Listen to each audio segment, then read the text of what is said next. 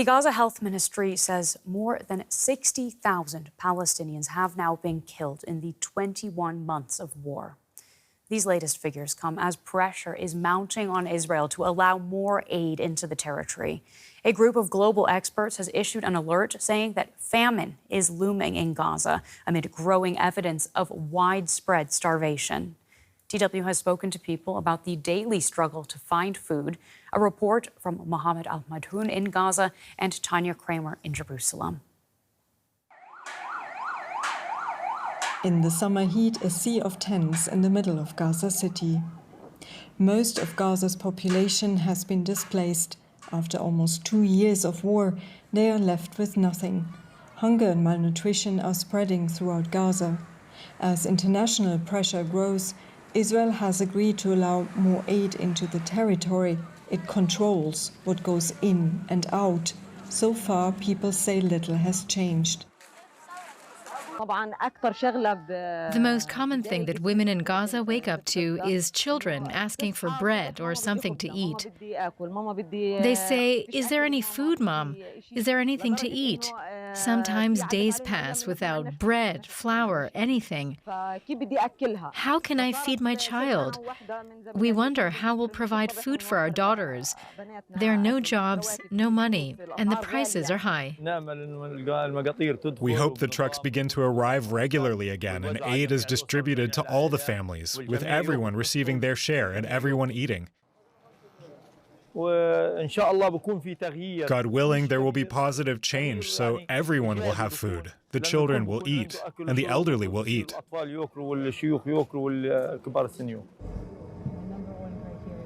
Many say that the aid distribution system has collapsed. They either have to risk their lives to get a food package at the Israel-backed Gaza Humanitarian Foundation's distribution sites or chase trucks carrying supplies. The aid that's come in the last 2 days has been stolen or taken by people or armed looters. On normal days, small amounts were delivered to people, but not everyone is able to get aid. And even if someone gets a food parcel, how long will it last? It only contains a few cans of beans and chickpeas, a few kilos of lentils. How long will that last?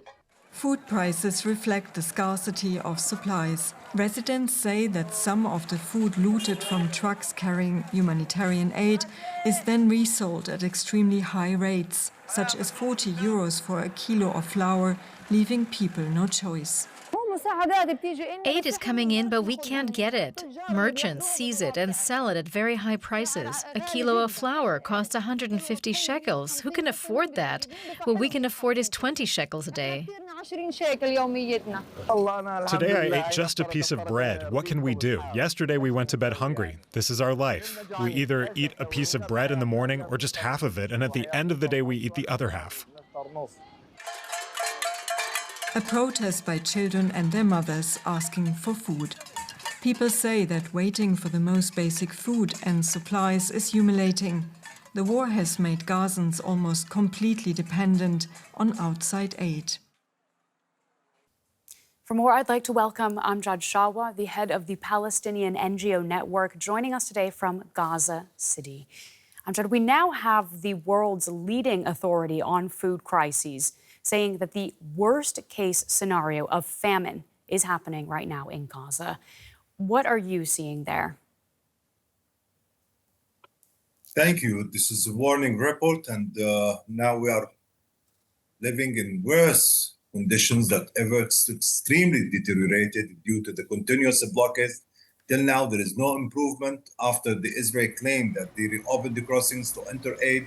Just few tens of trucks loads which entered, and most of it was looted or self-distributed by the aid seekers, and nothing arrived to the warehouses and to the distribution points, while our children, about 900,000 children, are suffering from different levels of malnutrition. About 30% of them, they are in acute malnutrition, and there is danger on their life. And we are considering what's going on in Gaza Strip. It's part of the collective starvation that people are passing through, and we have high concerns. Every day we're losing so many victims due to this, and also from the aid seekers who are killed by the Israeli gunfire, and we are now in such a critical time that, as said by the Chancellor, the German Chancellor, and the King of Abdullah, this is not enough at all to have the airdrop. We are calling on them in order to have more pressure on Israel, and Germany can do to exert more pressure on Israel to lift the blockade, to enter all the needs to Gaza Strip.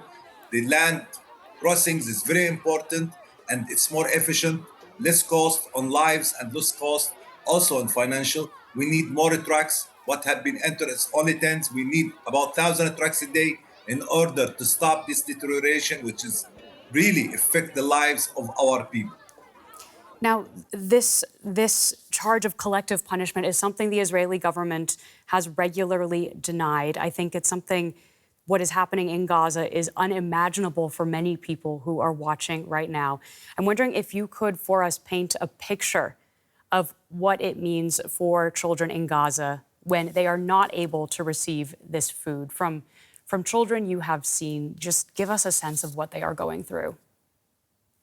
I could see them. I'm a father also, and I could see my children. I could see my neighbors. I could see in my neighborhood, and about 94% of the population of Gaza are forcibly displaced in very critical humanitarian conditions. Whilst they are suffering and suffocating, also they are starving, and many of them till death. And already not only children, teenagers, youth are fall because they have no power. They couldn't eat for days. They didn't receive any meal. The only meal that we used to have personally, I have some bread or sometimes some rice that for months that there is no fresh food. But just to give you an instance that infants who cannot their mothers feed them because also the mothers have no food. They didn't receive food. So, and we have no milk for a few months. So 55,000 infants with no milk and no food.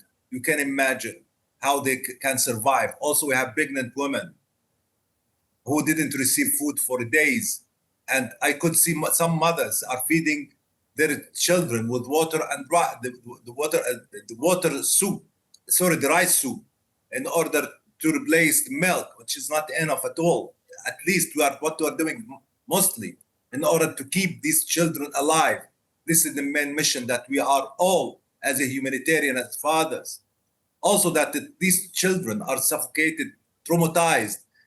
Every day we are losing big number of children. This morning, about 15 children were killed in one airstrike in the Nusayrat in the middle area. This kind of continuous attacks need kind of real position from the international community to stop this war and to end it and to reopen the crossings in total. All the thanks and appreciation for the efforts for airdrop, but it's not enough at all. We need real pressure to stop this war. What does that pressure look like specifically from Germany, which you have mentioned? What would you like to see Berlin do here? A lot that Germany can do, at least to threaten with sanctions, with something that they can do regarding what's going on. There is 2.2 million are hostages of 22 months of these daily attacks on the Palestinians. And this is starvation and this thirst already, for water issue. These people are only receiving 3 to 5 liters a day for a drink or for daily use. And we have no shelter. It's nothing. We are suffocated in a small piece of land. It's about 45 kilometers, 2.2 million. And already they are squeezing this space for us. There is no way to go. So this diplomatic pressure, it's needed. Sanctions, whatever you can do. Time, it's cost lives. Time is cost more suffering for the people of Gaza.